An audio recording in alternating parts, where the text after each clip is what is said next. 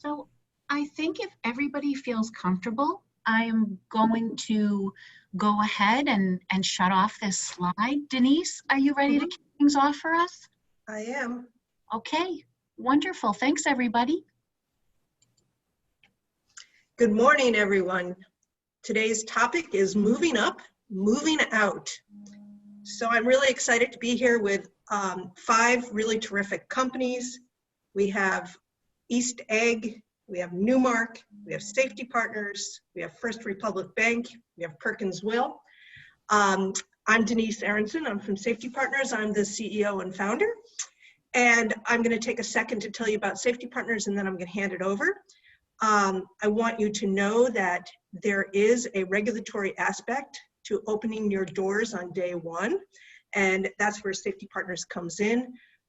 We look at your local, state, and federal permitting requirements.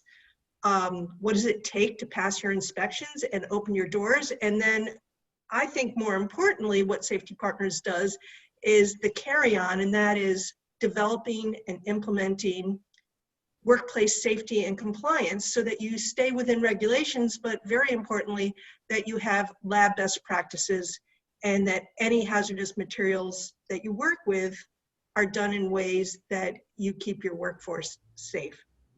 And these days that includes a COVID-19 safety plan and implementation. So this panel is all about what it means to move out of an incubator into your own space, or if you're not in an incubator, opening your doors for the first time, as well as any company in a stage where they're moving. So the principles are pretty much the same regardless.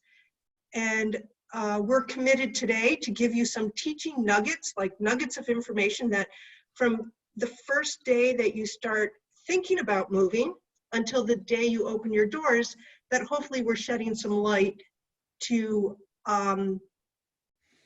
some of those tricks of the trade and things to think about and ways to approach your project.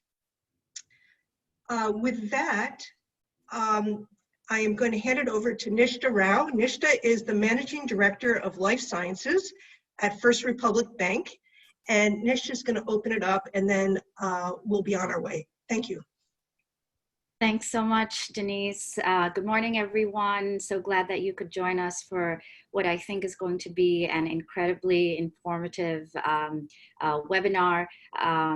Quick introduction, as Denise mentioned, my name is Nishta Rao, and I am Managing Director at First Republic Bank, where I run the life science practice.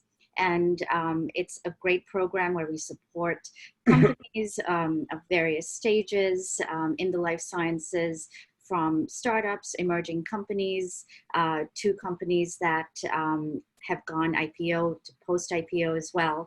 And you know, we do this by providing the banking platform, but also the non-banking platform, which includes connections to industry, academia, professional services, and of course, the most important capital sources as well. So if you have any questions on that, you know, please feel free to reach out to me during this webinar or after as well. I've been in the life sciences space for a couple of decades at various levels, from academia to startups. But prior to First Republic, I headed the innovation centers at Princeton and NYU Biolabs.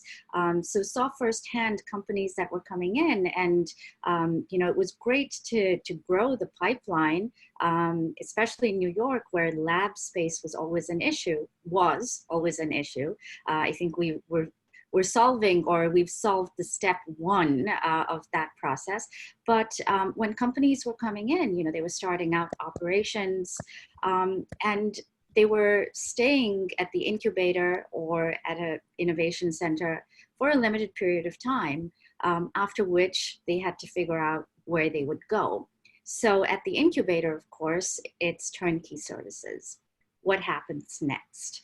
How do you move out? What are you looking for? When do you start to plan? What are the ingredients that you should be thinking about? And I think this is the perfect platform and panel that will help give you a little bit of an idea as to what you should be thinking of in terms of moving.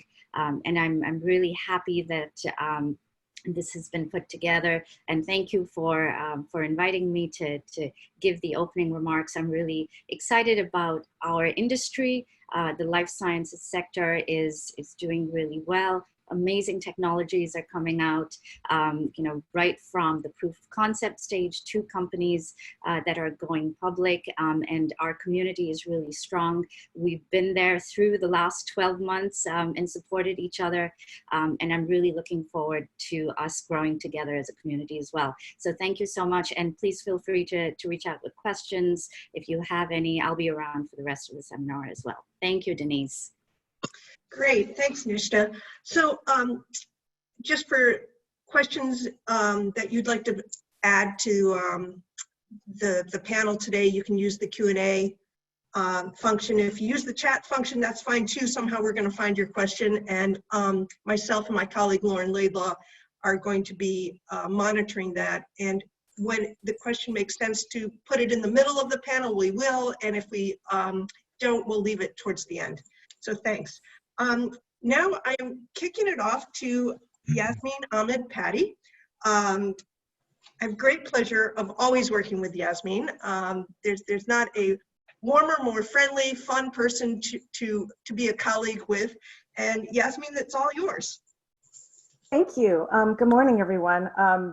One thing, I was just smiling when Nishta said she's been doing this for a couple of decades. So she started when she was 8, right? So, and I do think I agree with what she said about this panel being timely.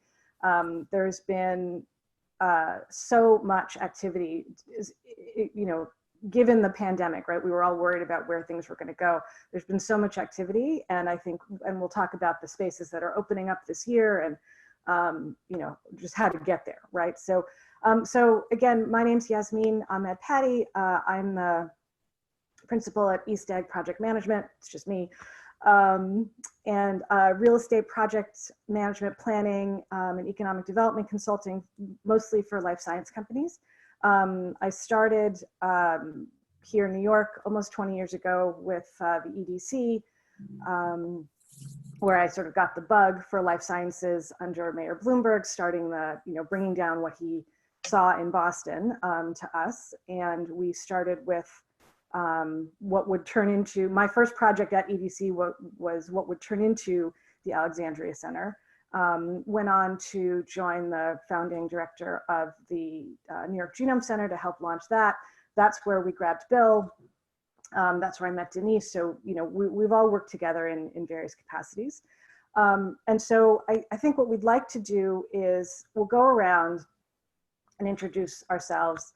And then we want to talk about how we fit into, how each of us fits into this process of when you are getting ready to move, what do you do? So, Bill, do you want to introduce yourself? Yeah, Yasmeen, thanks very much. So Bill Harvey, I'm a managing director at Newmark. We are a full service real estate services company. I kind of lead the New York City life science practice. As Yasmeen mentioned, I kind of fell into this somewhat serendipitously. Nancy Kelly and Yasmeen kind of tabbed me, and I feel very, very lucky that they did. I had really no life science real estate experience 10 years ago when I got the first call about this new project, and which obviously became the New York Genome Center. We've been pursuing life science real estate really since then. I think after the genome deal closed in 2012, we all thought the next deal was kind of right around the corner, but it stalled. And I think probably 3-4 years later was when Taconic signed New York Stem Cell Foundation at 619 West 54th Street. I think of that as a really kind of a linchpin event in the development of the cluster here. Since then, everything has really accelerated. We represent King Street Properties on the InnoLabs project, 270,000 square foot purpose-built life science center in Court Square, the heart of Long Island City. And then more recently, we've represented Botanic Properties in the acquisition of another site, also in Long Island City. Great. Matt, do you want to tell us what you do? Sure, I guess so. How are you? Matt Malone. I'm the science and technology practice leader with Perkins Will in the New York studio. And Perkins Will as a firm is a very large architecture firm, and we like to call ourselves the biggest little firm in the country, meaning that we look at all of our offices as small firms that ultimately will directly address the needs of our clientele in our own backyards wherever possible, and obviously share across. And in the efforts of sharing across, we've got 25 offices globally, about 2,500 employees. We've been going for 85 years, lots of accolades. I can go on for way too long about what our firm is, to be completely honest with you, but the idea is that we are focused on sustainability, focused on research. We are a research-driven design firm, and we also believe very strongly in the power of design to change the world that we live in. And to that point, I think my focus on the life sciences market in New York in particular is exactly indicative of our commitment to doing that. And I think I joined Perkins Will about 3 years ago as a commitment to the life science practice in New York City, and how we feel that this particular avenue or venue can grow in that capacity. My history goes back about 25 years. I started in working on big pharma in Princeton, New Jersey, and up the Route 1 corridor. I've done projects and worked in DC for the federal groups, for the NIH. I've gone up to Boston, done academic work, and done some further institutional work up there, Chicago, California. So I've kind of bounced around a lot and settled back in New York about 15 years ago, and have been focusing on commercial life sciences ever since joining Perkins Will. Great, thank you. And Ray, tell us about you. Sure. So my name is Ray Moore, and I'm a quality research and training specialist at Safety Partners. I think Denise has already said such wonderful things about Safety Partners, so I don't have to go into detail on that. But I help to develop and maintain environmental health and safety programs for life science companies in New York and in Greater Boston and in other areas in the United States, and I think now Canada as well. And I am the technical resource for New York regulations and compliance at Safety Partners. I guess looking even further back, my academic background is in chemistry. I was a chemist before I shifted to EHS. And I also have a master's in biotechnology management, and I actually focused my studies on the development of the New York City life science cluster in its early stages. And it is such a dream to not only watch it grow and develop, but to also play a role in it. That's awesome. I did not know that, Ray. So at some point I want to read that report. That would be awesome. That's really interesting. So I think what we wanted to talk about is this idea, and it's great that Nishta, the sort of her prior role and her current role just really play well into this conversation, because most of what would trigger a move is some sort of financial milestone, right? IPO, you close a VC round, you get acquired, something like that. So this happens, and then you need to hire people, you need to move, and it all needs to happen yesterday. So in our experience, and we can all speak to various examples, but in our experience, certainly the smaller companies, the only lease they've ever signed is for their apartment, right? So what do you do first? I would say, as a project manager, I would say you call me, but you can call any one of us, and we would sort of help you through the process. So I think maybe, Bill, if you want to talk about sort of the things that you need to think about, like, okay, now what, right? So do you want to start us off? Yeah, I mean, not to get too academic here, but I think that one of the reasons that the New York City, and I would certainly defer to Ray, who's kind of studied this from an academic perspective, but I think one of the reasons that New York City hasn't really kind of developed as a real ecosystem, the way that smaller cities, San Francisco, San Diego, certainly Boston, have, is because we haven't had the space. And so help is on the way. We have about 1.5 million square feet of space that's being delivered this year. I mentioned the King Street project that we represent. That's about 270,000 square feet. Alexandria has about 180,000 square feet. I think that just delivered this month. The Tasty building, which isn't kind of in that same class of space. It's a beautiful, beautiful building, but it's not what I would call lab ready. We were on a panel yesterday and we were calling it, is it lab capable? They're open to the idea of doing lab there, but they just haven't gone ahead and made the investment to kind of really commit to that. 525 West 57th Street is also kind of in a similar vein, although I do believe that they are spec building at least some space. So they're going to be doing, kind of the underlying base building infrastructure that is so necessary for, to run a modern lab. I mentioned 619 West 54th Street. They're building another 32 or 64,000 square feet, I think, that will deliver by the end of this year. That's really 2 floors. I think when all that is done, essentially 2/3 of that building will be kind of programmed as lab. And then the Deerfield building at 345 Park Avenue South, that opened actually. So Deerfield is moving its own offices there. They're going to house some of their portfolio companies, and then they will also have space available for third-party kind of spec leasing. The other building that it's kind of interesting that we included in our kind of catchment area, but it's actually the Thor building in Jersey City. So it's across the Hudson, but very, very easy to get to. It's really 10 minutes from the World Trade Center. And that building, I think, they're going to have space ready second or third quarter of this summer.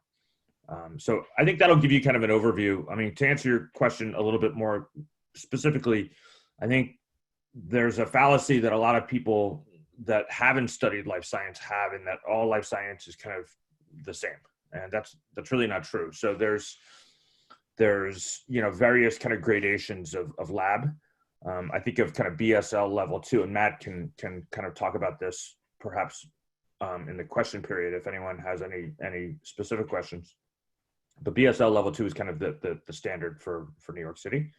But even within that, there's chemistry labs, there's biology labs, there's other kinds of specialty labs. We're seeing right now some interest in incubation space, some interest in graduation space. So maybe for the tenant that is kind of graduating from a bio labs or a J labs or a launch labs, and there's still maybe a gap between them taking 10 or 12,000 square feet. I think that there's a really big role for the graduation spaces to play. And then there's other types too, vivariums, right?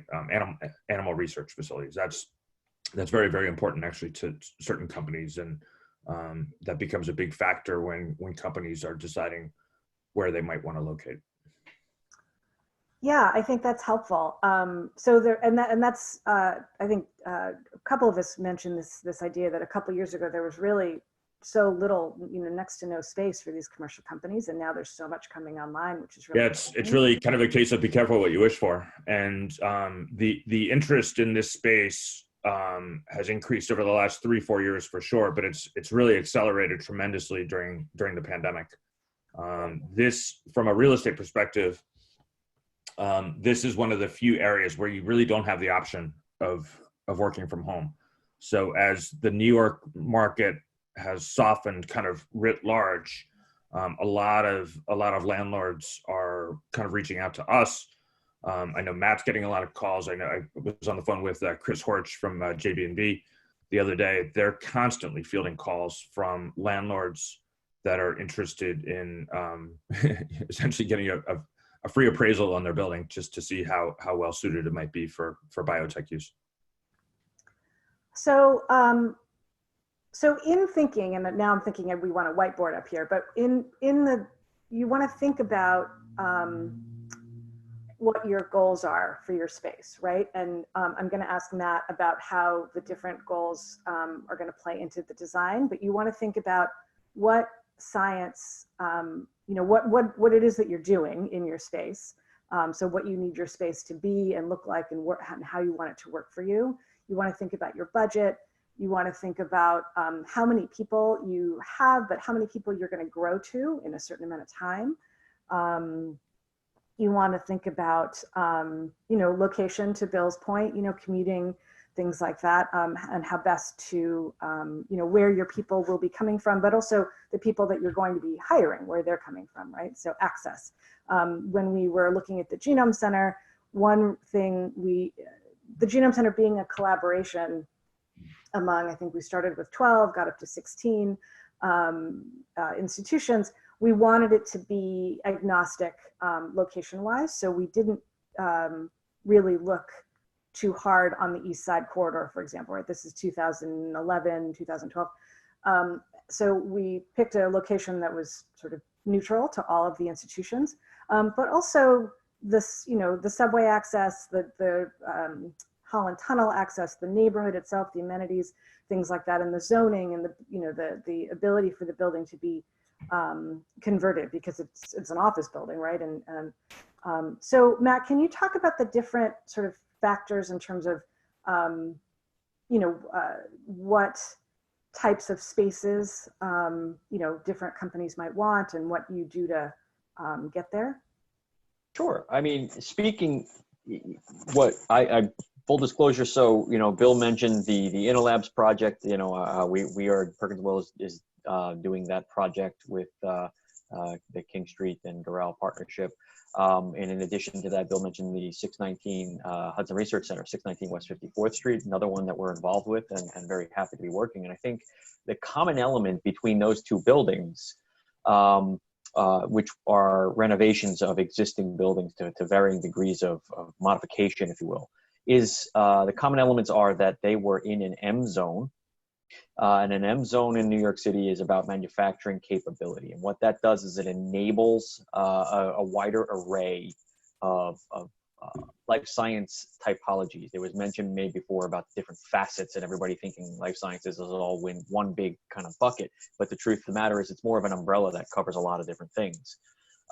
So an M zone will enable you a little bit more leeway or freedom to address that potential in terms of what you might be looking for.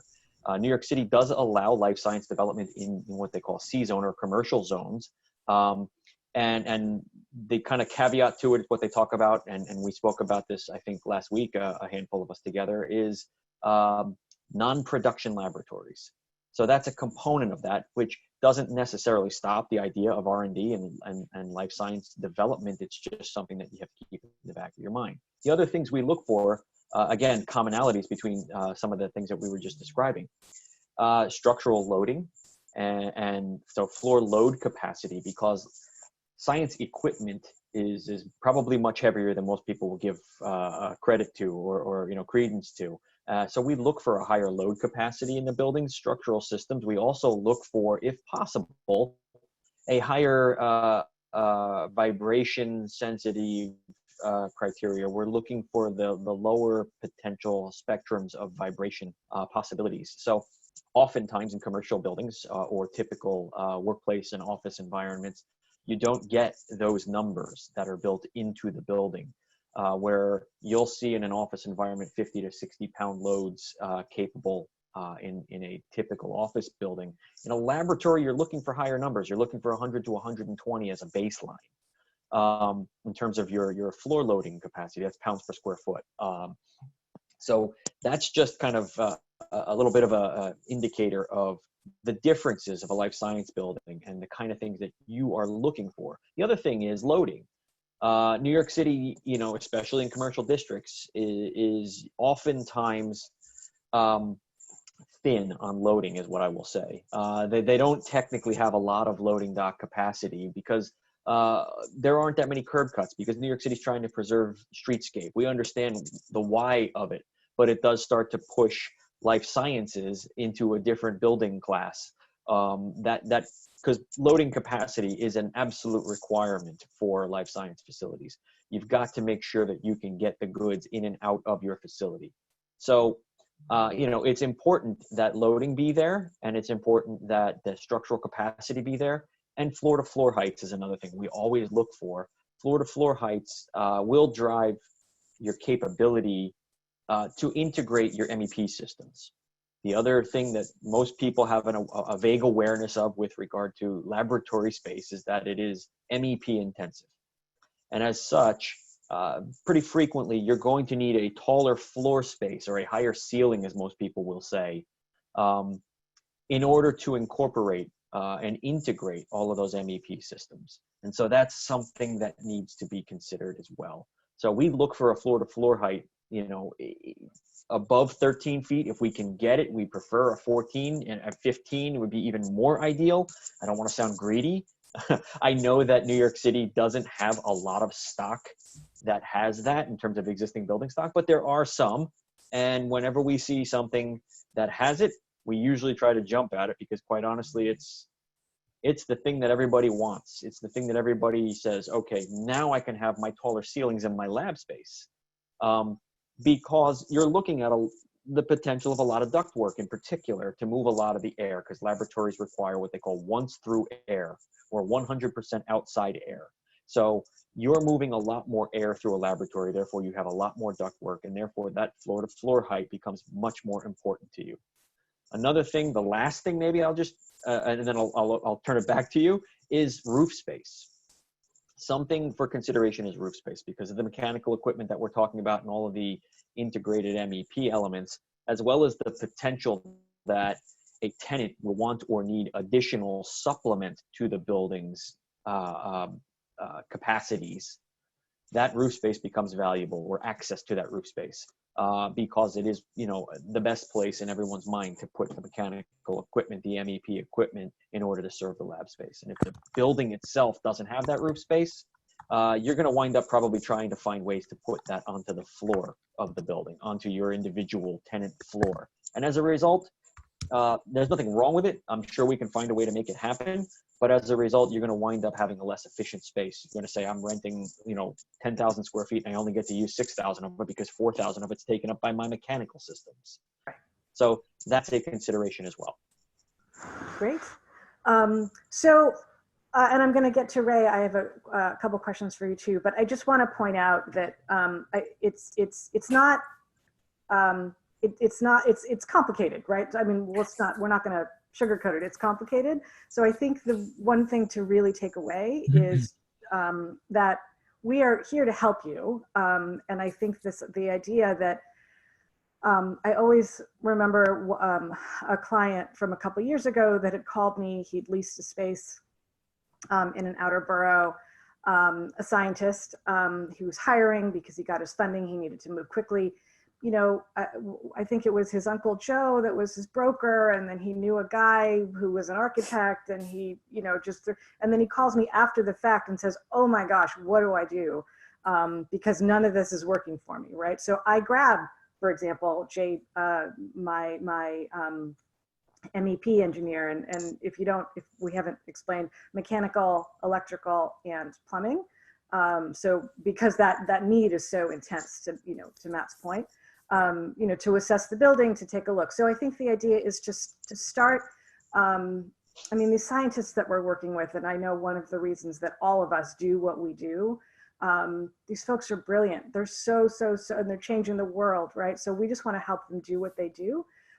So all these things, floor loads and, where to look and how to, figure out chemical storage. This is the stuff that we do so that we can help you do that, right? So, Ray, can you talk a little bit about how you come into the process, at what point in the process you come in, and how you help? Sure, absolutely. I would say that there is a time point where I'm sometimes brought in, and there's a time point where ideally I think we should come in. So I would say that Many times we are brought in sort of the later stages when a company is about to move into that space. Everything's already been, built out, and that's the time where I come in, and somebody mentioned before, I come in and things should have been taken care of yesterday, right? And so we're doing a lot of catch up. So I would say that ideally, you should have EHS come in early, as early as possible, even, as you're signing the lease, or even if you're looking for space, we can provide a lot of guidance in helping to determine, is that space appropriate for your needs from a safety perspective, right? Everything from, have you considered all the potential storage you'll need for flammables and other, chemical or hazardous material? As Bill mentioned, there are many different flavors to life science, right? Are the various spaces you have, is there something that hasn't been considered? Safety equipment, eye washes, safety showers, we want to make sure they're all where they need to be. And I apologize if I usually have some, comments about it sometimes. Safety, various equipment.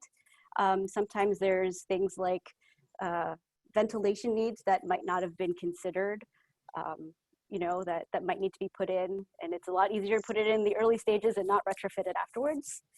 And then also things like not only chemical storage, waste storage. Where are you storing that waste?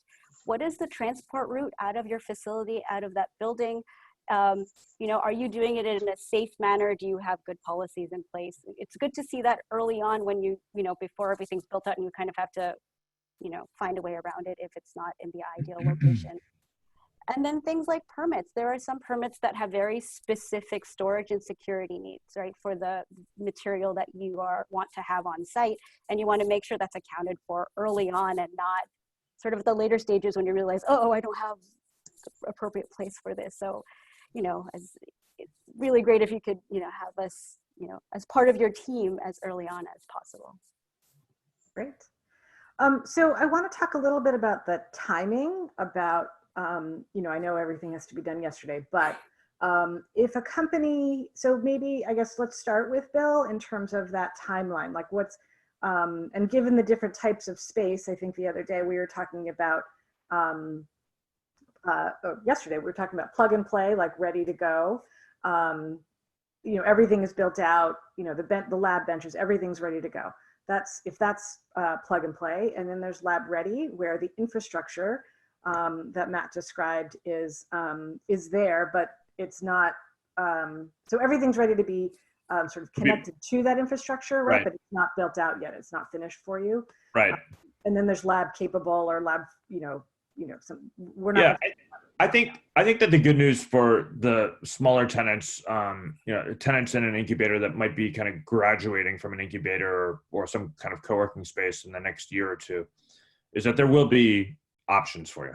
Mm-hmm. Geographic options, pricing, options at different price points.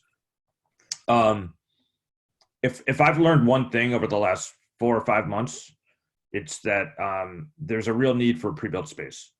I think Yasmeen, you had mentioned there's kind of an inflection point, right? When you hit one of two milestones, right? Whether it's a funding milestone or a regulatory milestone. You get your FDA approval, for instance, and you need space really, really quickly. And these companies don't have a large staff. Maybe it's 15 or 20 people, or maybe it's 10 people and they're doubling or tripling their size, but they still don't have a real estate arm. So I think a lot of the companies are going to look to the developer to almost be their in-house real estate department. That's something that King Street does very often in Boston. I know with Taconic in their new building at 125 West End, they're building a full tenant improvement package into the economics of that deal. And I think that's very important because tenants don't want to have they want to focus on their science, and they don't want to we all love real estate, some days more than others. But science is what they do, and this is kind of a necessary evil for them.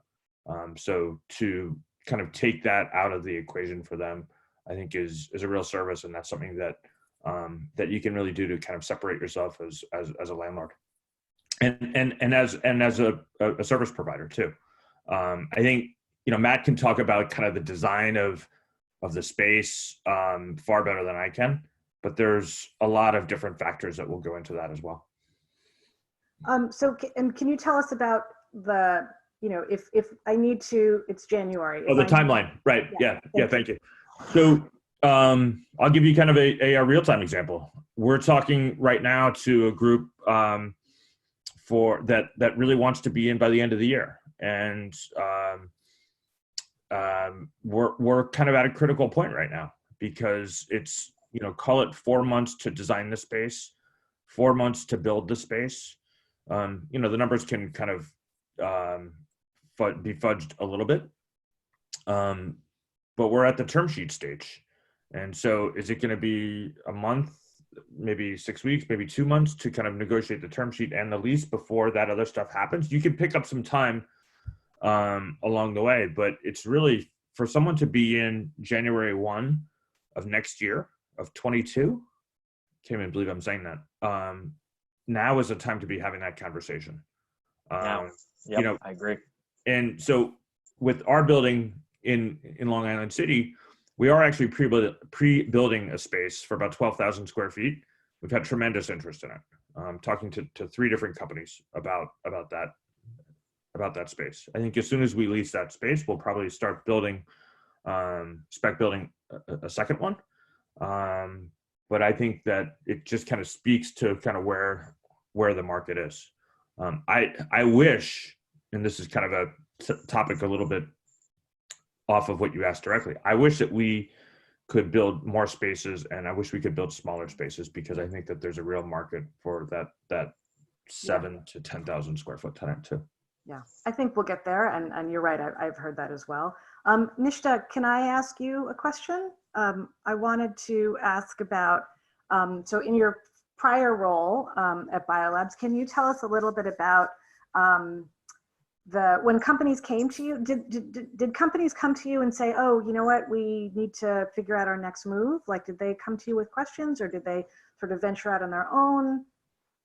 So that's an interesting point, because when companies first start out, even though it's a turnkey environment, there's still little things that they need to take care of, whether it's, this is in addition to setting up a lab, figuring out what their operations are going to look like, hiring people. So it's electrical, for example, is something that in the city can become a little bit tight. So it's first getting set up in their space in the incubator. But then very quickly, hopefully things go well and they hit their milestones and they get a really nice funding round in place. So then, yes, the issue does come up. Sorry, as you can hear the siren behind me, this is New York City. But yes, they used to come to me, and some of them still do, for the options. So now the options would be, do we go, is there graduation space where it's a little bit bigger, more of the same, that it's, it's built out already, or do we go and set up shop on our own? And some of the folks that set up shop on their own, they were really surprised as to how much time and effort it takes that side of things going, because everybody always says, okay, this will take me a month or 2 months. Sometimes it took about 4 to 6 months just to be completely set up. So yes, those are questions that come up often. And I think we need to have a little bit more of a seamless transition from the incubator, where they get started, hopefully grow 5, 10 people, and then what's next. Yeah, I think that and if in those more established markets like Boston, Cambridge, San Diego, San Francisco, I feel like everyone sort of just knows what to do and where to go and whom to talk to, right? But we are, we're I guess we're technically still emerging. I don't know where that line is, but right, but we're growing, we're emerging. So I think that people still need a little bit of guidance. and we're the people to come to for that. So Denise, how are we on time? Is it time for questions? Is it? Yeah, so we just have a couple minutes. I've been looking at the questions. I don't think we have, I have a question. So I think, let me put this out. I have one for Ray and one for Yasmeen. For Ray, I'd like to hear a little bit, maybe some nuggets of information for the audience about what is a non-production lab. What is a typical biopharma company looking for in terms of the kind of lab they are and how they fit into their space and those initial permits that they're going to get. And for Yasmeen, maybe you could follow and close it up with, I know that part of your life and your work is around city and state incentives. Mm-hmm. And I think it's important for the audience to hear how you help in that way. Sure. Yeah, Ray, do you want to go first? Sure, of course. So I would say, a non-production lab is a laboratory space mainly for research and development, right? And so for, life science companies, that's where I think they're, as Bill mentioned, there are different flavors, but I think there are a lot of very common, I would say, permits and components of a safety program that apply to all. All of them will need some type of non-production lab unit permit from the FDNY. It allows you to store various hazardous chemicals on site. That includes things like ethanol, which I think I have seen all life science companies need some capacity. Also, to go with that, they need what is called a C14 Certificate of Fitness, which means there must be that certificate holder on site anytime lab work is taking place. So depending on where you worked previously, you might already have one, but you still have to amend it so that it is updated to your location and to your employer. Then there's waste. So what chemicals come in have to come out safely. So so there is a hazardous waste generator ID or permit that must be applied for depending on how much waste you're generating. And with that comes, how do you store, how do you label, how do you transport that waste out of your facility, and how do you do it safely, as well as biological waste as well. You will be generating a lot of biohazardous waste as well, and how is that, stored and removed off site safely. Great. Yeah, again, this stuff is so complicated, so you got to have the right people on your team. I can't say that enough. With regard to incentives, and thank you, Denise, for mentioning that. Yeah, one really, I think Bill had talked about in our trajectory, the New York market's trajectory, there were city and state incentives or programs that were really started in the end of 2016 that really brought just so much more activity in terms of space and building. And part of my consulting practice is to help companies when they're ready to grow access, whether it's tax credits or capital grants, loan dollars to help pay for that growth. So big equipment, renovating space, tax credits for hiring at the city and state level, and even more. There's yet another tax credit program if you locate in an outer borough like Long Island City. One thing that's key to remember is that many of these programs need to be in place, like you need to have that approval before you sign that lease. So Bill and I work closely in that capacity, for example. You need to understand project costs, what all you're building, and that's where Matt comes in, for example. So, there's a number of factors to think about, but I can, there's money to be had. So we should get at it. Yasmeen, if there's one thing I could kind of underline what you were just talking about. So you mentioned equipment, you mentioned grants for equipment. Equipment is oftentimes overlooked as one of maybe the more important aspects of not just of the design of a space for laboratories. And I think if there was something that I would suggest that people pay particular attention to, if you're looking for an equipment grant, oftentimes they have requirements associated with the space that the equipment will be housed in. So it's something to consider. Really get granular on that and understand that, because I believe like NIH equipment grants have requirements of the space to meet certain aspects of the NIH design requirements manual. So that's something to consider when you're thinking through grants and equipment, The other aspect of it is, you know, if it's your first time you're moving your lab to a new location, that equipment obviously is your, you know, your lifeblood. So you need to make certain that the infrastructure requirements are in place. And to that end, I can't stress it enough, get as granular as you can. It's so important to transmit that information to the designers who are trying to make certain that the space itself can facilitate that equipment. So definitely take a particular attention to that. It's important, like we're doing these pre-built spaces like Bill was suggesting, and you know, I'm working with at Inner Level, working with JB&B, and they're desperate to understand that information so that they can make certain the systems can handle it from the existing capacities or where we might need to upgrade those systems. Equipment lists are invaluable. Let me just add too that there tends to be kind of two tranches of economic development incentives, what's called as of right, and that can be based on location or you know, company or organization type. But the more lucrative one can actually be discretionary benefits, and those are benefits that you would have to kind of compete for. This is something that actually Yasmeen is really, really good at. There's the city level.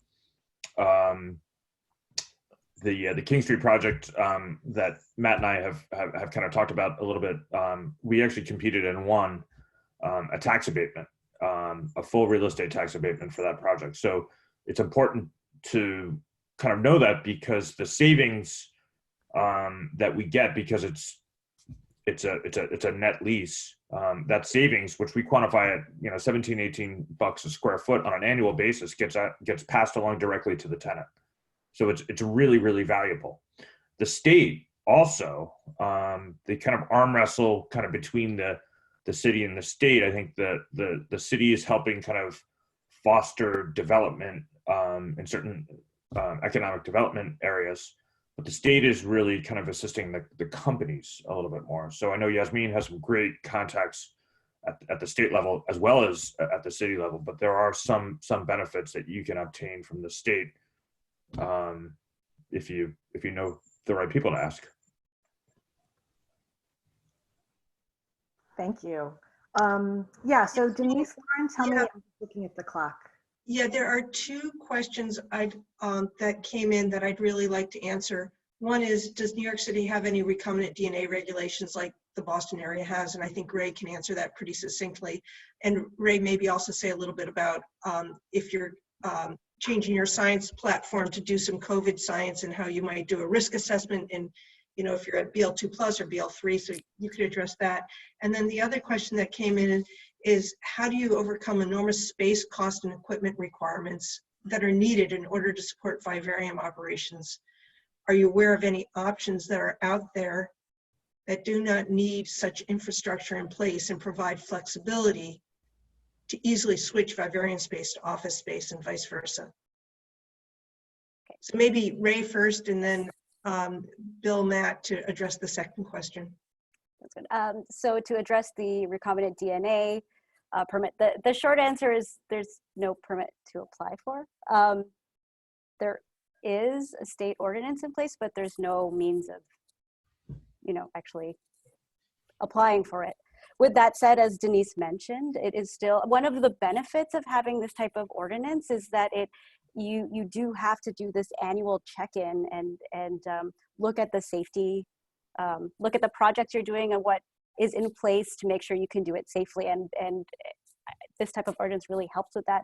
And so without that in place, it's still important to do these regular risk assessments whenever you have these recombinant DNA projects come up, when they change, when, for example, when you want to incorporate COVID research and you want to make sure that your facility and space and can adequately support that, right? So there's a big jump depending on what you're doing. I mean, some of the work really does require BL3 containment, and most of the lab space is not built out for that, and it is significant build out to make it that way. And so you have to sort of think about, okay, how do I either, you know, change my research or find space? So they're really big considerations, but it's really something to think about and really look into the safety, you know, aspect of it before you jump into that type of research. Yeah, I'd also just add that if you're NIH funded, it doesn't matter what city or state you're in. If you're NIH funded, you're required to have an institutional biosafety committee, and it's really not that big a deal, but it's just a piece of the program that put in place. I think there are some, what is it, SBIR grants that are NIH funded as well, and I think there's a stipulation in there as well that mentions IBCs. Yeah.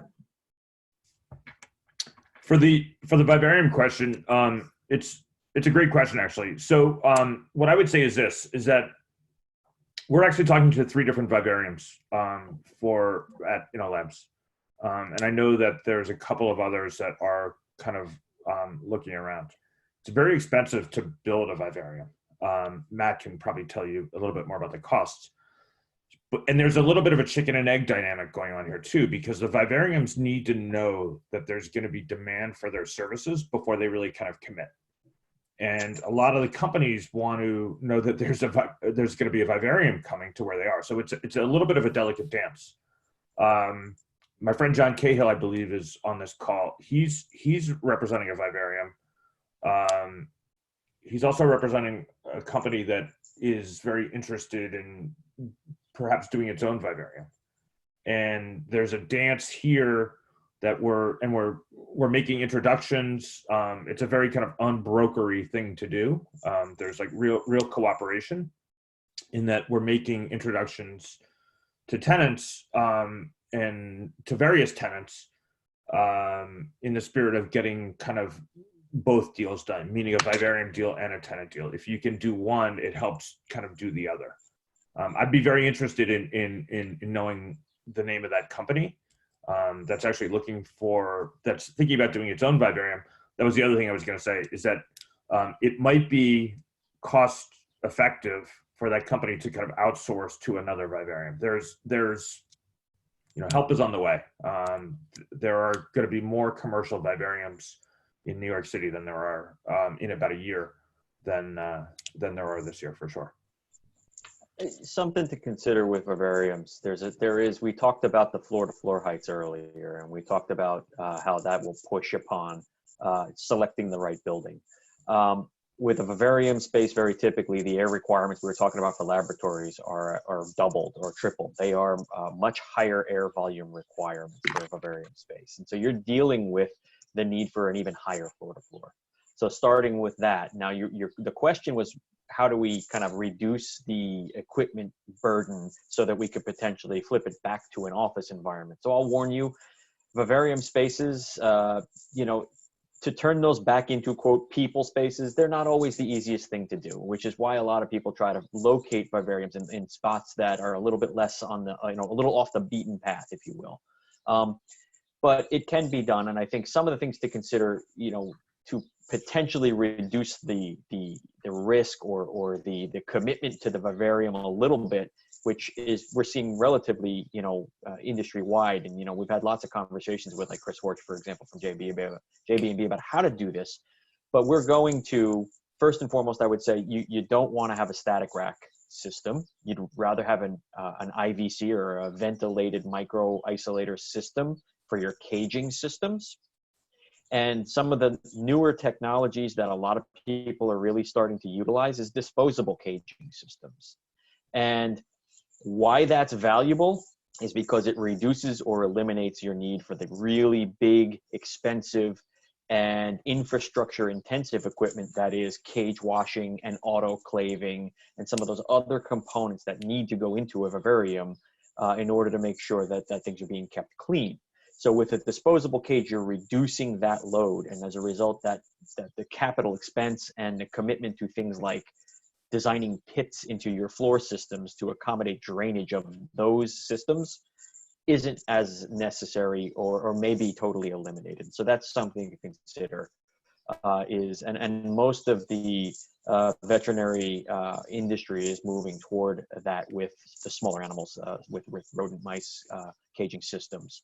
So that's something to consider, but it won't eliminate the need for the head-end equipment, the HVAC commitments and the head-end equipment and the power requirements and the generator backups that vivariums require for accreditation and to keep the vivarium occupants in well-being, because that is actually one of the primary concerns of most veterinary leaders who run vivarium spaces. Their primary concern is the husbandry of the animal, the well-being of the animal within it. So those are not things you're going to be able to eliminate. My first thought when you mentioned disposable is sort of just the environmental impact of that. I mean, I know that's a whole other conversation. I don't suppose the cages can be made out of cornstarch, but yeah, there, you know, listen, everything has to be, it's about the science, right? So it's really what makes the most sense, you know, and what works for everyone. What, Denise and Lauren, how are we doing? About hit time, although we still have a full house on the line, so that's very impressive. Denise, unless you feel there's another question that we need to answer, I want to just thank everybody, both our panelists and especially everybody who logged in today, everybody that asked a question, helped educated the group as a whole. I think I'm going to speak for all of our panelists when I say this was a really wonderful way to kick off the workday. So I hope everybody has a wonderful day. This webinar has been recorded. We will let everybody know how to access that recording, and I will make sure that contact information is shared with everybody who signed up. So if you have that question that maybe you didn't ask, or you asked it and you're not quite sure you got the answer you needed, we'll make sure that there's a way to make sure you get the answers that you're looking for. So if nobody has anything to add, I hope everybody has a great day, and thank you. Thank you, everyone. Thank you.